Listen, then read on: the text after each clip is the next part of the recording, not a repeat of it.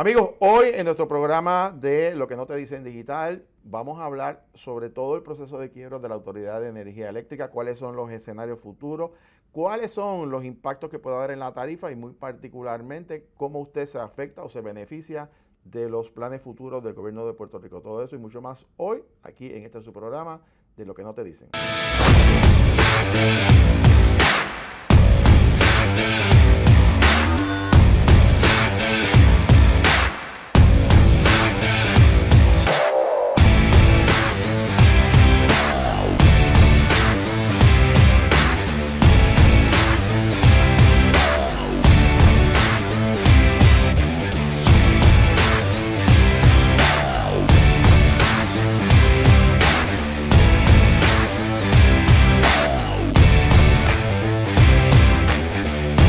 Saludos amigos, gracias por su sintonía hoy. Como hacemos en las últimas semanas y programas, hemos estado compartiendo con ustedes temas de interés, de importancia para el país, como producto de la encuesta que hicimos en el programa Jugando Pelota Dura, donde presentamos y recogimos el sentir del pueblo de Puerto Rico sobre múltiples asuntos, el tema del crimen, el tema de la educación, la salud, el tema de la corrupción y temas particularmente energéticos, que es una de los preocupaciones principales del pueblo de Puerto Rico. En la semana pasada hablamos sobre todo el proceso de transformación de las plantas en un área particularmente que tiene que ver con la energía solar industrial y la importancia de inyectarle esta nueva fuente de energía a la red eléctrica en Puerto Rico.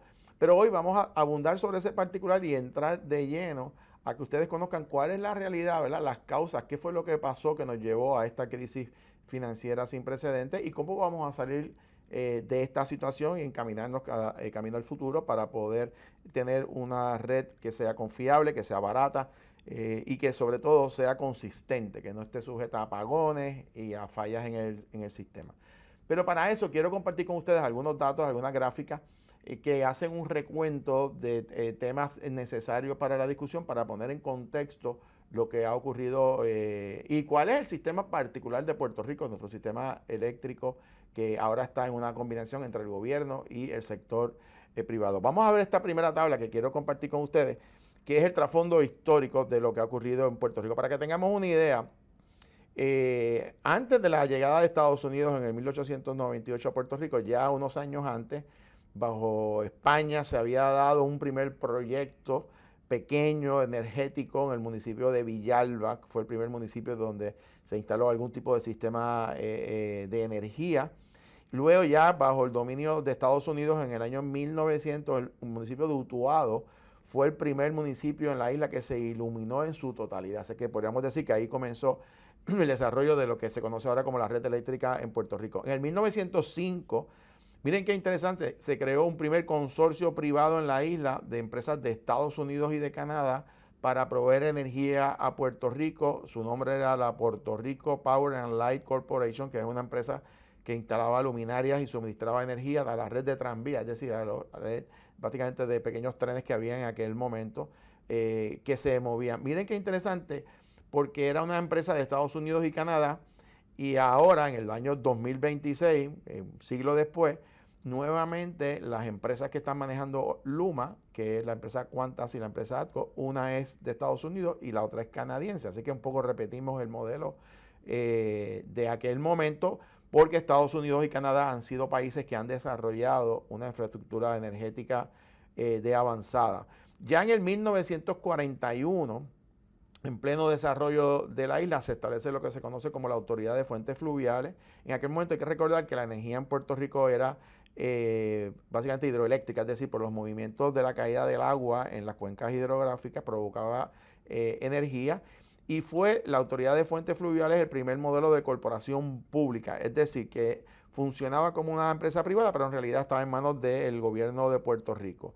Ya para 1979 la Autoridad de Fuentes Fluviales se transformó en lo que hoy conocemos como la Autoridad de Energía Eléctrica, que sigue funcionando como una corporación pública. Pero entre 1941 hasta el 2014, en esos periodos de 73 años, los sistemas eléctricos en Puerto Rico operaron sin un regulador independiente, es decir, sin una entidad que fiscalizara las tarifas, los servicios, de manera independiente al propio gobierno. Eso era un problema porque permitía que se aumentaran tarifas, costos, sin ningún regulador que pudiera ponerle freno a aumentos excesivos a los consumidores. Así que en el 2014 se aprueba la ley que crea el negociado de energía, que es lo que establece ahora el modelo que conocemos al presente, que tiene este regulador independiente que fiscaliza tanto al gobierno como a la empresa privada. Esa comisión de energía, que inicialmente ahora se conoce como el negociado de energía de Puerto Rico, es el nuevo modelo regulado por ese organismo, que es el que emite las órdenes, controla las tarifas, y las partes tienen que ir a defenderse o defender sus intentos o propuestas de cambios de política pública ante ese organismo independiente. Finalmente, en el 2016, ante la quiebra del gobierno de Puerto Rico, incluyendo la Autoridad de Energía Eléctrica, se aprobó la ley promesa, que establece básicamente lo que todos conocemos como la reestructuración de la deuda de Puerto Rico. ¿Cuáles fueron las causas del problema económico principal del gobierno? Pues miren, bien sencillo, como dice la tabla, gastar más de lo que entraba, es decir, había más gastos que ingresos. Eso se llama un déficit. Es como si usted estuviese en su casa y usted tiene un ingreso de $1,000, pero sus gastos son de $2,000, pues usted tiene una insuficiencia, tiene un déficit mensual de $1,000, porque no le da el dinero suficiente. Pues imagínense eso en millones de dólares en la Autoridad de Energía Eléctrica. Otra de las causas del problema económico fueron los gastos recurrentes, es decir, gastos que se repiten todos los meses, pero eran financiados con fondos no recurrentes. Para que usted lo entienda, cuando usted compra un carro, eso es un gasto no recurrente, porque usted no lo compra todos los meses, usted lo compra por un número de años. Pero el gasto de nómina, por ejemplo, de una agencia o de un negocio privado en sus empleados, es un gasto recurrente porque usted lo paga todos los meses. Así que esa es la diferencia de cuando se tienen gastos, particularmente que se pagan todos los meses, pero sus ingresos, al no ser todos los meses, pues crea un problema financiero estructural. Otra de las causas fue crear presupuestos sobreestimados, es decir, excesivamente positivos, que el gobierno decía que van a entrar tantos y tantos millones de ingresos y después no entraban, o que íbamos a cobrar tanto y tanto de la luz y después no se daban esas métricas, y eso crea descuadres presupuestarios. Las proyecciones económicas o los ingresos mal calculadas o fantasiosas, es decir, la gente va a consumir en tantos productos y va a producir tanto en IVU, y resulta que con la situación económica la gente se aguanta, pues se reduce en las entradas por IVU. Y el otro elemento fue el tomar prestado en exceso a lo permitido, es decir, que nos excedíamos en los préstamos y después no teníamos dinero para pagar, y eso incluía no solamente el gobierno de Puerto Rico, sino también la Autoridad de Energía Eléctrica. En términos de lo que ha sido hasta ahora el funcionamiento de la Autoridad de Energía Eléctrica, quiero enfatizar estos datos para que ustedes vean dónde estamos al día de hoy, luego de aquellos inicios en el siglo pasado. Al día de hoy, miren, el sistema de transmisión energético está compuesto por 3 sistemas principales que transmiten energía desde el sur hasta centros de cargaje en el noreste. También hay plantas en el área norte de Puerto Rico. El sistema se compone de 10 plantas energéticas a gran escala, 42,000 millas de líneas de distribución, o sea, son los famosos cables que vemos, ¿verdad? Por todo Puerto Rico, 42,000 millas. Imagínense, Puerto Rico mide 100 por 35 millas, imagínense la gran cantidad de cablería que hay por todo Puerto Rico. Hay 342 subestaciones, es decir, lugares de encuentro y de almacenaje y movimiento de energía, y aproximadamente 685,000 postes distribuidos por toda la isla. Eso es lo que se llama la red eléctrica. Así que se podrán imaginar la magnitud de esta infraestructura que tenemos. Los sistemas ahora mismo están operando por Luma en la transmisión y distribución y por la compañía Genera en las plantas termoeléctricas y de generación. Ambas entidades son privadas y operan bajo contrato. En este momento, las fuentes energéticas, según las plantas, tenemos cerca de 3.300 megavatios de capacidad de desarrollo, aunque la infraestructura pudiese llegar hasta 5.140 megavatios, que no es lo que estamos utilizando en promedio, estamos utilizando entre 2.800 a 3.200 megavatios. Y al presente el 39% de la energía que se consume es gas natural, el 30% derivado del petróleo, el 21% de carbón y el 10% de energía renovable, principalmente energía solar y eólica, que es viento. Además hay 10 plantas hidroeléctricas que producen un poco de energía. Esto es importante, y quiero que paremos aquí, hagamos énfasis un momentito en estos números, porque ese 30% de derivados del petróleo resulta ser que representa el 60% de su factura. Es decir, el grueso de su factura, usted paga la compra del combustible, de petróleo, es lo más caro, lo más que nos cuesta todo. Por lo tanto, en la manera en que usted busque fuentes de energía distintas al petróleo, como puede ser el gas natural, que es más barato, menos contaminante, aunque sigue siendo una fuente fósil, una fuente ¿verdad? Que va a terminar en algún momento, bueno, pues es mucho mejor que continuar comprando petróleo tan caro.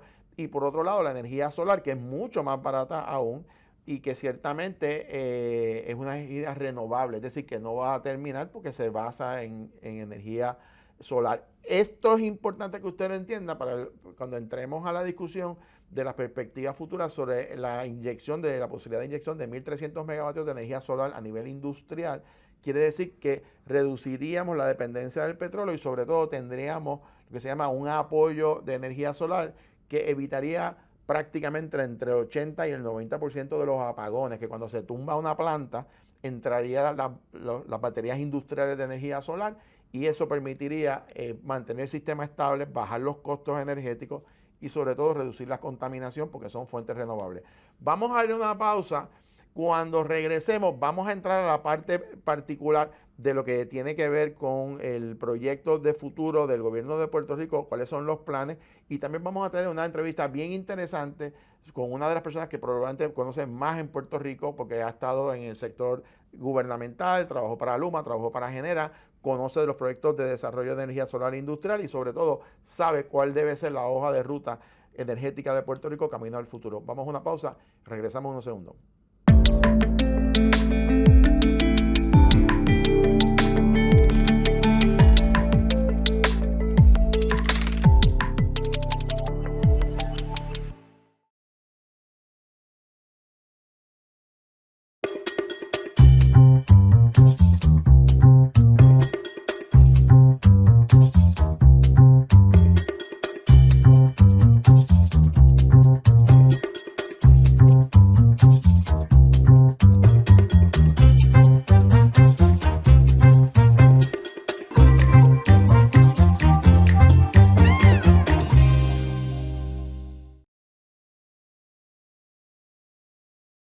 Amigos, de regreso a su programa de Lo que no te dicen, digital, a través de la página de Jugando Pelotadura, y estamos conversando sobre el tema energético y todos estos retos, y les explicaba la importancia de la energía solar en la red eléctrica porque es la más barata, la que menos contamina y la que daría estabilidad en un sistema de plantas que tienen que producir una cantidad de energía, pues imagínense, gigantescas, ¿no?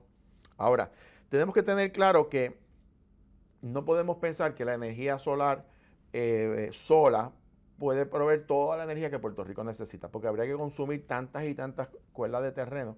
Por eso la estrategia de llevar energía a las casas, a los techos de las casas, y que sea esa energía en exceso que se le inyecte, por decirlo de esa manera, que regrese al propio sistema energético, es una decisión muy sabia del gobierno de Puerto Rico de proveer alternativas a la gente, pero a la misma vez también de inyectarle energía renovable a la red. Pero además de ese proyecto está el proyecto que les mencioné industrial, que son 1.300 megavatios que tienen una serie de empresas de desarrollo del proyecto de energía solar industrial, que van a ser parques industriales a través de todo Puerto Rico, que a través de estas placas fotovoltaicas pudiesen meterle energía a la red eléctrica de una manera prácticamente a la mitad del precio de lo que estamos pagando en este momento. ¿Y por qué esto es importante? Porque se puede hacer bastante rápido. Estos proyectos se pueden, para que usted tenga una idea, una conexión de energía solar en las casas se pueden hacer básicamente en 15 días. Y una conexión de un parque industrial de energía solar se puede hacer entre 18 meses a 24 meses y conseguir esta cantidad de energía solar industrial mucho más barata. ¿Por qué es más rápido? Creo que vean esta pantalla, esta gráfica, perdón, que es parte del sistema de energía y del plan que tiene la Junta de Supervisión Fiscal, la Autoridad de Energía Eléctrica del Gobierno de Puerto Rico. Y es convertir las plantas de diésel a gas natural, es decir, moverlas del petróleo, del derivado del petróleo y moverlas entonces al gas natural, que aunque sigue siendo una fuente fósil, es más barata y menos contaminante. Eso puede tardar, oigan esto, entre 5 a 8 años Algunas ya empezaron, así que pueden estar en 4 o 5 años. Pero no hay duda que la inyección de energía solar es mucho más rápido para efectos del beneficio de la gente. Segundo, tenemos cerca todavía de 15.000 millones de dólares en infraestructura que se supone se utiliza en un periodo aproximadamente de 10 años. Ya se han gastado, por decirlo de esa manera, cerca de 3.000 millones, así que todavía queda una cantidad significativa y hay otros fondos adicionales para proyectos energéticos que puede llegar a otros 3, 4 mil millones adicionales. La planta de carbón, que es la que está allá en el municipio de Guayama, va a continuar hasta el año 2030, 2031 o 2032 y luego se va a convertir a gas natural. Eso es un proceso que tiene un costo de cerca de 800 millones de dólares, un proyecto a gran escala, pero también cambiaríamos el uso del carbón, que aunque está controlado y dentro de los parámetros, siempre ha sido una fuente de energía controversial y nos moveríamos a gas natural como parte de la estrategia de reducir la dependencia del petróleo y de fuentes fósiles. Los parques industriales, como señalé, de energía renovable, 1.300 megavatios, que eso nos va a ayudar tremendamente a bajar tal costo. Y la energía solar, como les mencioné, las casas, ya tenemos cerca de 200.000 participantes y se están uniendo entre 3 y 4.000 personas al mes. Así que estamos hablando de que miles de puertorriqueños y puertorriqueñas se están conectando a sistemas de energía solar individual. Miren este mapa, que ahí están las plantas, ustedes lo pueden a través de toda la isla, en el área norte hay 3 básicamente, ¿verdad? San Juan, Palo Seco, Cambalache en Arecibo, y en la parte sur pues está Costa Sur, lo que tiene que ver también con las plantas de Aguirre, la autoridad, la AES, que es la planta que mencionamos en el área de Guayama, y también está obviamente Ecoeléctrica, que está en el área sur de Puerto Rico. Esas son las plantas principales que hay en la isla, hay otras subestaciones y plantas a lo largo del país. Pero el reto que tenemos en Puerto Rico es que como somos una isla, nosotros necesitamos una diversidad de fuentes energéticas para poder suplir el consumo que se hace en Puerto Rico. En términos de la Autoridad de Energía Eléctrica, ¿dónde estamos hoy? Pues miren, la autoridad, y eso es la parte de los bonistas, los bonistas están reclamando esos 8.500 millones, más intereses serían cerca de 12.000 millones en deuda, eso está ante el tribunal. Además hay 4.000 millones en deuda de retiro de la Autoridad de Energía Eléctrica, que lo estamos pagando en la tarifa. Y hay que invertir cerca de 800 millones todos los años en infraestructura, en mantenimiento y en reconstrucción. Así que los acreedores, los bonistas, están pidiendo que se les pague los 12.000 millones. El gobierno está diciendo que no, que lo máximo serían cerca de 2.500 millones. Eso está ante el tribunal. Eso no lo vamos a saber probablemente hasta que finalice este año. Así que no vamos a saber cuál va a ser finalmente el impacto en centavos, pero para que tengan una idea, cada centavo kilovatio hora, estamos hablando de 130 millones, así que si fuéramos a pagar, digamos, la mitad, unos 6.000 millones y se prorratea a 30 años, pues usted hace el cálculo y va a saber que va a subir 3, 4, 5 centavos adicionales a lo que ya pagamos, estamos en 27 centavos. Por eso es que la energía solar industrial provocaría una reducción en los costos porque no estaríamos pagando tan caro el combustible fósil como es el petróleo, el bunker C que se le llama, y el diésel, que son las fuentes más caras en Puerto Rico. Por eso, ¿cuál es la importancia de la energía solar? Es más económica, es más estable, es más limpia, ayuda a disminuir los efectos del cambio climático, reduce la incidencia de apagones, la reducción en las tarifas, es más costo eficiente y es el camino hacia el futuro. Por eso este proyecto que se está encaminando antes del 4 de julio para que estos 1.300 megavatios se puedan conectar o comenzar la construcción en las próximas semanas, va a ser yo diría, un cambio estratégico fundamental para el gobierno de Puerto Rico, particularmente la gobernadora Jennifer González, el SAL de Energía y todo el equipo del gobierno, y lograr uno de los cambios más trascendentales en el sistema energético de Puerto Rico, por supuesto, combinado con plantas que van a tener energía de gas natural, pero también pueden tener, en caso de que se necesite, energía de combustible tradicional, en caso de que tengamos que utilizarlo, aunque siempre es la más cara, ¿verdad? Y es lo que queremos evitar. Precisamente para hablarnos sobre el futuro, la importancia de estos cambios en los sistemas eléctricos y por qué es importante lograr que estas inyecciones, estas inversiones de 1.300 megavatios de energía solar industrial se puedan finalizar antes del 4 de julio. Cuando regresemos de la pausa, vamos a estar conversando con el ingeniero Daniel Hernández, una de las personas que más conoce sobre el sistema eléctrico. Trabajó en la Autoridad de Energía Eléctrica por muchos años. Además trabajó en Luma, trabajó en Genera, está ahora de consultor energético, pero conoce muy bien cuáles son los planes y particularmente por qué la energía solar industrial, llegándole a la red de la autoridad, puede ser un cambio cualitativo necesario para ayudar el bolsillo de los consumidores. Pero vamos primero a la pausa y cuando regresemos vamos a estar dialogando con el ingeniero Daniel Hernández.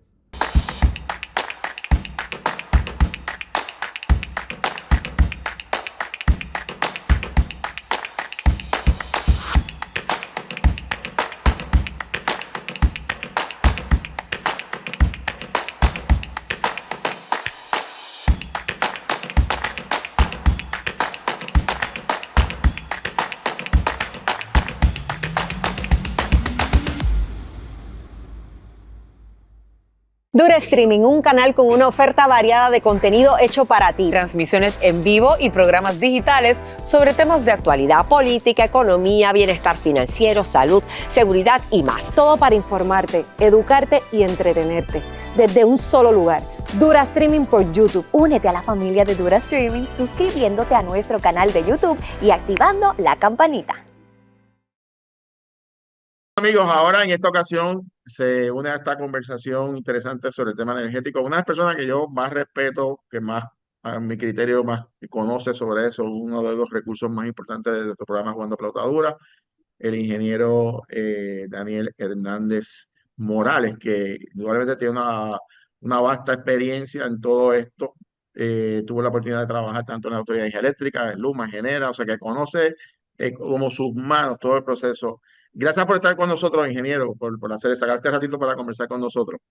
Oye, para mí un placer y un honor estar aquí en este segmento. Siempre me encanta, ¿verdad? Sentarme a hablar contigo porque tú profundizas súper bien. Me encanta lo que haces. Siempre te lo he dicho a nivel de televisión, cómo explicas, ¿verdad? El mensaje, cómo lo llevas.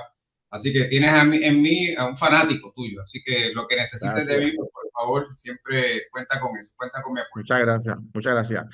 Nada, yo quería unos minutos explicarle a los amigos que nos siguen a través del programa de televisión, las redes sociales, la radio, el pueblo de Puerto Rico, a través del gobierno, por supuesto, está entrando en unas etapas de transición de la infraestructura energética, ¿verdad? De todo lo que ha pasado, todos conocemos las situaciones de la fragilidad del sistema, el asunto de los fondos federales, huracanes, terremotos, etcétera. Y el gobierno ha establecido una serie de estrategias que tienen yo diría, varias rutas. Una, transformar las plantas que históricamente se han utilizado con fuentes de energía fósiles, petróleo, diésel o sus derivados, diésel, bunker, moverse hacia el gas natural. Por otro lado, hay una ley vigente para lograr que para el año 2050 el 100% de la energía sea energía renovable, algo que es bien ambicioso ante las limitaciones que hay de tiempo, recursos y de tecnología. Pero se ha encaminado ya casi cerca de 190.000 estructuras, familias, casas, se han movido hacia la energía solar individual y además ahí está un proyecto estratégico de 1.300 megavatios a nivel industrial de energía solar, que quiero más adelante profundizar sobre eso. Pero en términos de lo que está ocurriendo, a su criterio y con toda la experiencia que usted ha tenido en todas esas posiciones, estamos en un momento neurálgico en la transformación energética de Puerto Rico y cuál es el escenario para los próximos años para los puertorriqueños. Mira, Jorge, vamos a empezar donde estamos al día de hoy, ¿verdad? Lo que nos ha tocado vivir a nosotros, a esta generación, es transicionar de la primera generación del sistema eléctrico, que en términos de generación eléctrica ocurrió en la década del 60.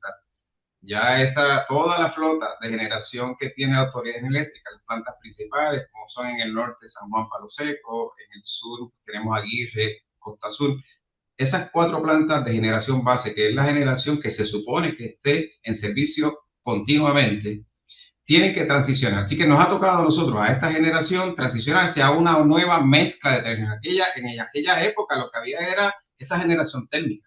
Ahora tenemos el componente de renovables en los techos, que vamos a hablar sobre eso si quieres y profundizamos.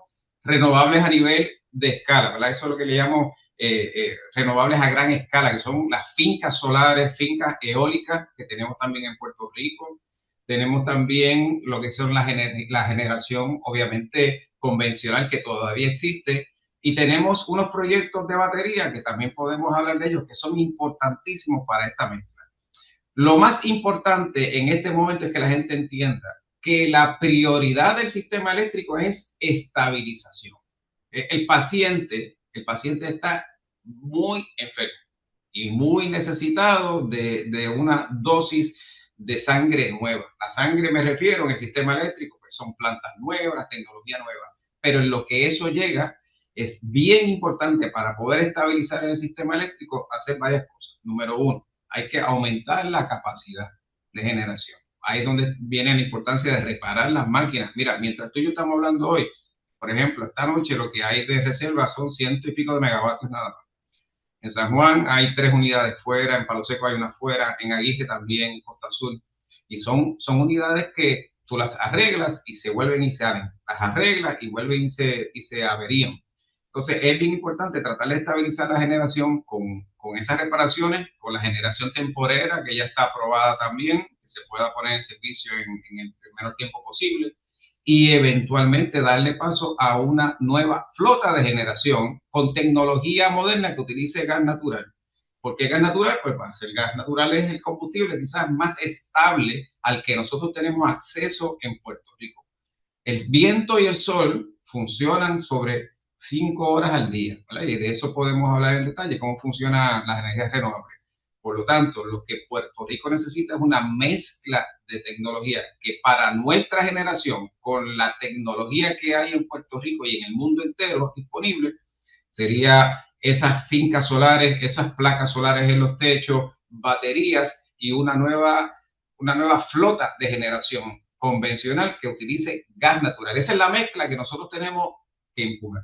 ¿Cuánto puede tardar transformar una planta, digamos, de diésel o a gas natural o mantener una función combinada, ¿verdad? De diferentes fuentes?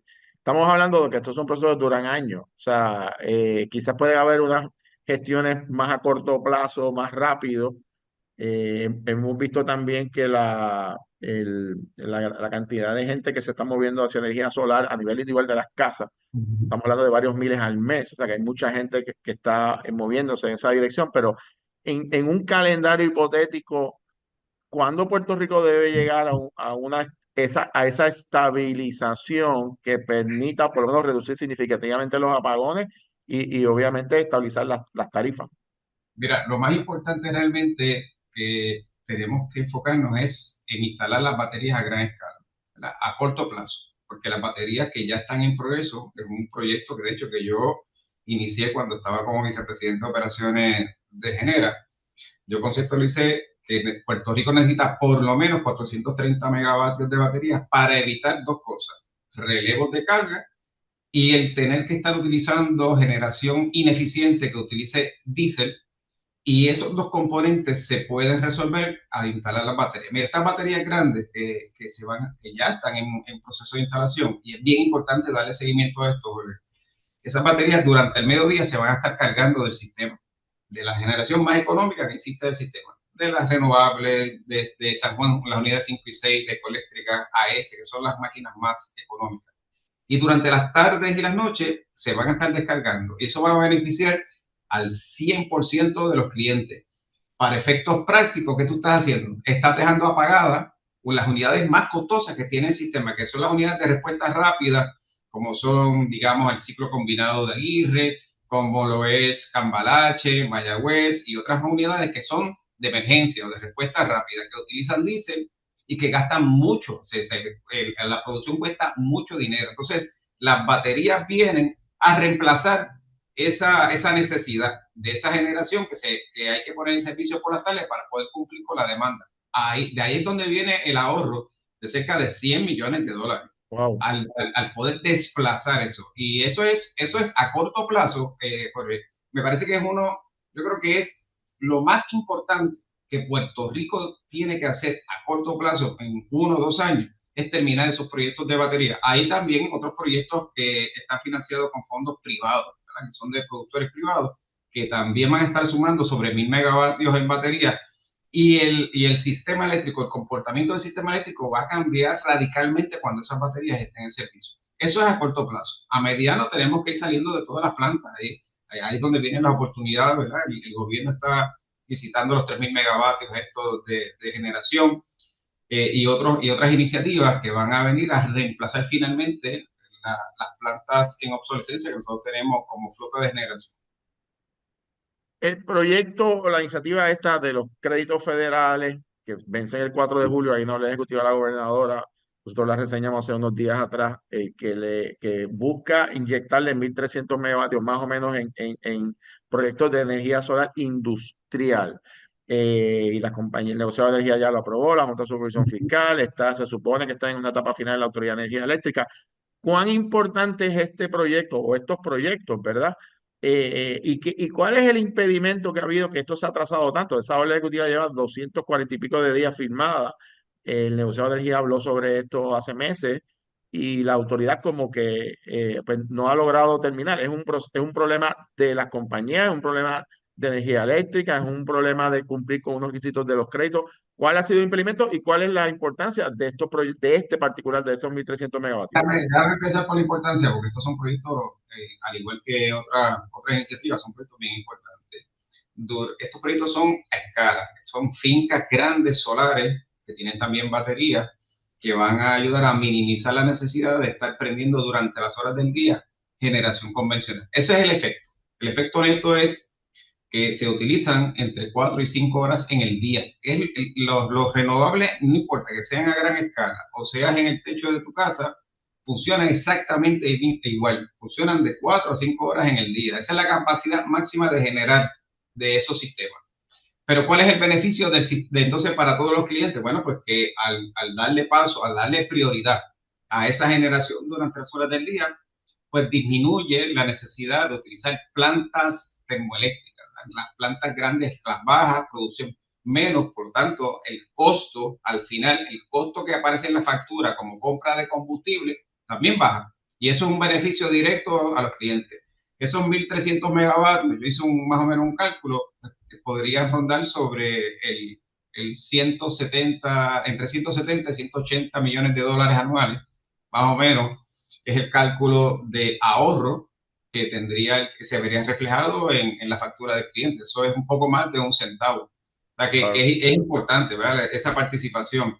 Los renovables también, ¿verdad? A nivel de techo de las casas, a nivel de residentes, también son proyectos importantes. El problema es que tenemos que hacer estudios para determinar cuánta es la capacidad que tiene el sistema para poderlos absorber sin que causen problemas de variabilidad. Recuerda que cada vez que pasa una nube, esa generación baja de forma prácticamente instantánea y tú tienes que tener recursos que respondan al igual que ellas bajan rápido, tienes que responder rápido con otros generadores para poder mitigar y que no te varíe el voltaje, no te varíe la frecuencia de los parámetros básicos, que no te cambien. El tema de los renovables a gran escala es que requieren unos estudios mucho más rigurosos, ¿verdad? Cuando estos proponentes vienen y presentan sus proyectos, tienen que hacer estudios de interconexión rigurosos. Probablemente, ¿verdad? No tengo el detalle, pero probablemente donde estén ahora mismo detenidos es en los estudios, hasta tanto y cuanto no se puedan completar los estudios, no puede firmar esos contratos. Los estudios te dicen, oye, el proyecto es viable, donde se va a conectar, tú puedes inyectar, ¿verdad? Esa capacidad. Y sobre todo, ¿cuánto va a costar esa interconexión? La interconexión de un proyecto de esta naturaleza podría estar entre los 10 y 15 millones de dólares. Entonces, eso es un costo que o lo paga el proponente. Si lo paga el proponente, se pone también como parte de su propuesta. No, o sea, es un CAPEX, es una inversión de capital que se recupera a lo largo de ese contrato.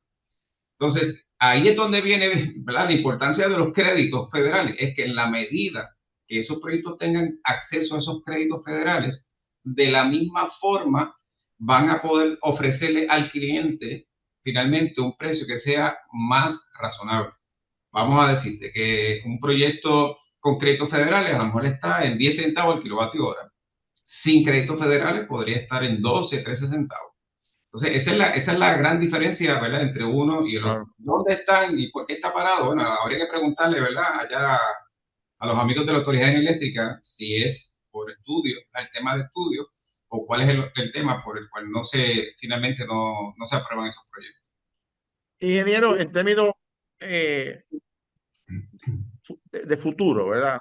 En términos de todos los retos que hay enormes retos, ¿verdad? Todo esto de inversión, de las plantas, también tenemos el asunto de los pleitos en los tribunales, están los bonistas, o sea, hay todavía muchas fogatas por apagar, como decimos en Río Piedra, pero, pero el país se está moviendo en una dirección en donde, bueno, como usted bien señala, pues transformar las plantas, empezar a movernos hacia energías renovables mucho más activos. ¿Qué piensa su señoría en términos de las próximas décadas? ¿Cómo veas a Puerto Rico, digamos, en los próximos 5 años, los próximos 10 años? ¿Cuál va a ser el futuro energético de Puerto Rico ante todos estos retos que tenemos hoy? Pues mira, yo veo, número uno, un Puerto Rico donde vamos a tener una gran capacidad de renovables, mucho más de lo que tenemos al día de hoy. Yo no creo que se vaya a detener el movimiento por lo menos. Oye, la realidad es que el cliente que instala placas solares en su techo tiene un beneficio único, porque vamos a decir que ese cliente que de ordinario paga, sin placas solares, paga $300 de su factura, pone placas en su techo, si están bien dimensionadas, ya al mes siguiente va a empezar a pagar $4, a partir del verano empezar a pagar 8, pero no es lo mismo pagar 8 que pagar 300. Entonces, desde el punto de vista del cliente, es un gran beneficio. Desde el punto de vista del sistema, es diferente. El sistema tiene que estar preparado para eso. Y por eso es que es bien importante que se haga una planificación adecuada para que se pueda manejar esa tecnología variable con otros tipos de recursos que tienen que estar en servicio. Es como cuando tú construyes tu casa, tú no haces tus paredes primero, tú haces la zapata. Pues la zapata, para que los renovables trabajen correctamente y que trabajen bien, es tener recursos de energía como lo son ciclos combinados modernos, flexibles, que pueden subir y bajar rápidamente, baterías. Esa es la tecnología que acompaña los renovables. Cuando el servicio eléctrico se ofrece con dos elementos, y esto aplica a Puerto Rico, aplica al mundo entero. Tiene el componente de la energía, que es para poder suplir la demanda del cliente, pero tiene un componente que se llama los servicios operacionales. Los servicios operacionales, ¿qué? Pues regulación de frecuencia, mantener el voltaje para que no te varíe, inercia para que si se desconecta una planta el sistema no colapse, capacidad de cortocircuito, black start. Tiene una serie de servicios operacionales que la tecnología renovable no ofrece. Por lo tanto, nosotros, para poder seguir incorporando renovables en Puerto Rico, necesitamos ponerle al lado los recursos que trabajan alineados con la realidad de los renovables. Los renovables en Puerto Rico funcionan, como yo te expliqué, son 5 horas al día y variación todo el tiempo. En otras partes del mundo, porque me pueden decir, mira, Daniel, lo que pasa es que en Sudamérica tienen 100% renovables, no sé, porque hay países que tienen grandes recursos de agua, y el agua, que es un recurso renovable, pero funciona distinto, porque el agua alimenta un generador que utiliza agua, y el agua está disponible todo el tiempo, 24/7. Pues eso es diferente, ¿verdad? Esos son unos recursos, esos países gozan de esos recursos que nosotros no tenemos. Aquí el agua está muy, muy limitada. Por lo tanto, tenemos que aprovechar al máximo la generación solar con baterías, cargando esa energía durante el día y utilizándola por la noche. Y poder tener entonces una mezcla que sirva para lo que el cliente necesita al final. Porque el cliente quiere dos cosas nada más, que es tener confiabilidad, que no tenga apagones, a un costo que sea razonable. Eso es todo. O sea, cualquier iniciativa en Puerto Rico a corto plazo para estabilizar el sistema, para llevarlo a medio plazo, tiene que cumplir con esos dos propósitos. Si no cumple con esos dos propósitos, en este momento hay que descartarlo. No hay dinero suficiente, pues si tú tienes 20 pesos, tienes que decidir entre ir al supermercado o ir al cine. En este momento tenemos que ir al supermercado. Tenemos un presupuesto limitado, pues tenemos que utilizarlo en los proyectos prioritarios. que son los que van directamente a mejorar la confiabilidad del sistema, a mejorar el costo, a bajar el costo.